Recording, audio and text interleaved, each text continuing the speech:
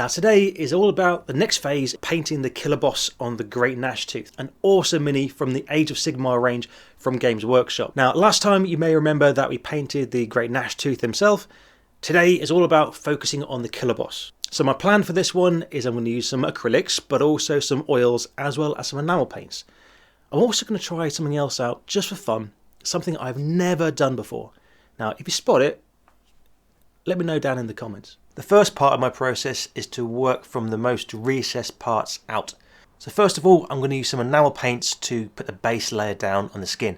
I love these paints for this job because they blend so beautifully and it looks like it got some real depth into that tissue.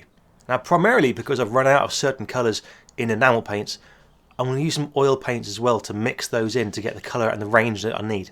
So when doing things like skin, I like to have a gradient from very, very dark all the way through to the highlight colour. Because it's oil based, it stays active for a lot longer than you would with acrylics, so you have a lot more time to play and get it how you like it.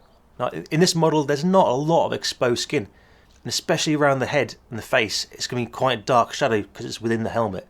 So I'm going to start off with a dark colour first of all and then build out, blending out those highlights. Now the highlights on here are still not popping how I would quite like. Now I'm going to use an olive green from Winsor & Newton along with some titanium white and then blend that in as a highlight. Okay, so back onto acrylics. I'm start blocking out his robes in this whole red from Vallejo Model Air. Now I love this paint for this job because it is so light, because it is semi-translucent with only one coat. It makes it really easy to build up multiple layers of colour really easily and get a nice variation across the entire surface so it's less uniform.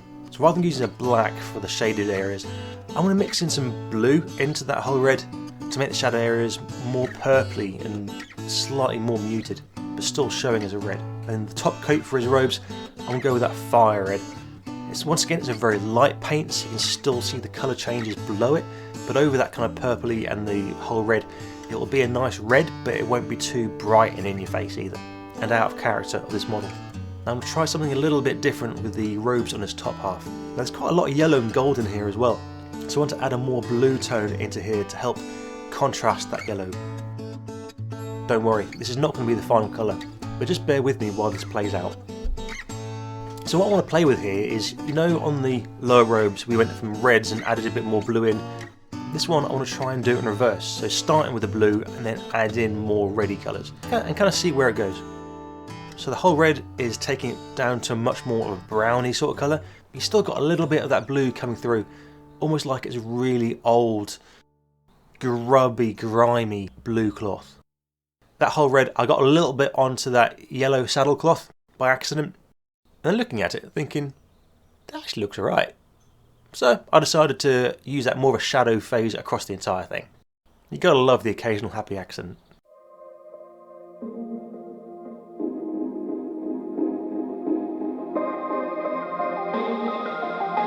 So moving on to the armour, I want it to be still showing as like metallic, but I want it to be looking really battered as well.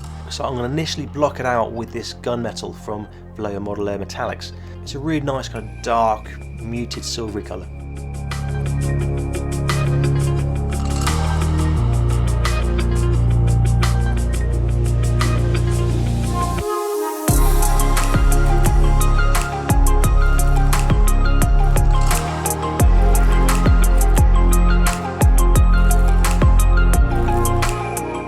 So painting the shield on the model, it was kind of fiddly, and then I kind of remembered that I didn't actually glue it in place for this very reason.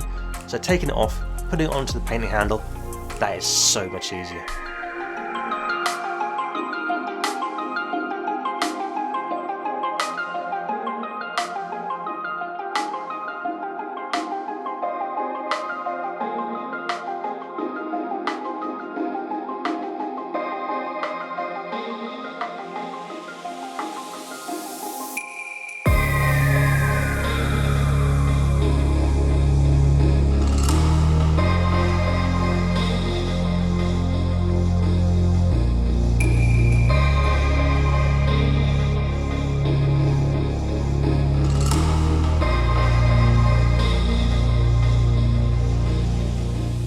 So the dead skin, I'm going to use a skin tone as a base kind of colour, but then also mixing in some blue to make it look a bit more deathly, and also adding in some Brainmatter Beige from Army Painter to kind of bring that colour right down to a very pale, bluey, pinky colour, if that makes sense.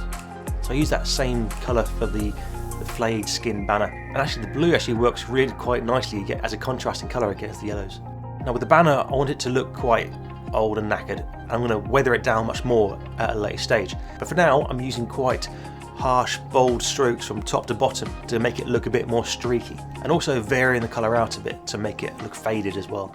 Now the dark brown wash over the armour will start to add in a bit more colour in there, but also show up all those dings and dents and scrapes, as well as starting to make it look a bit more rusty.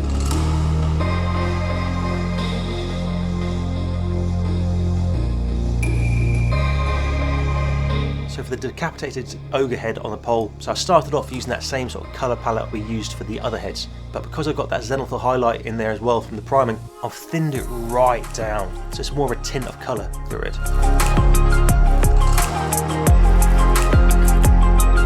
Now with this bigger head, because it is bigger, you've got more room for detail, and I wanted to make the skin look a bit more mottly. So I've added a little bit more blue to that base mix, watered it right down, and painted on like small kind of hexagons onto the skin. Then when that's dry, adding a little bit more blue to the mix and going over it again but a lot bit finer to make it a little bit more pronounced.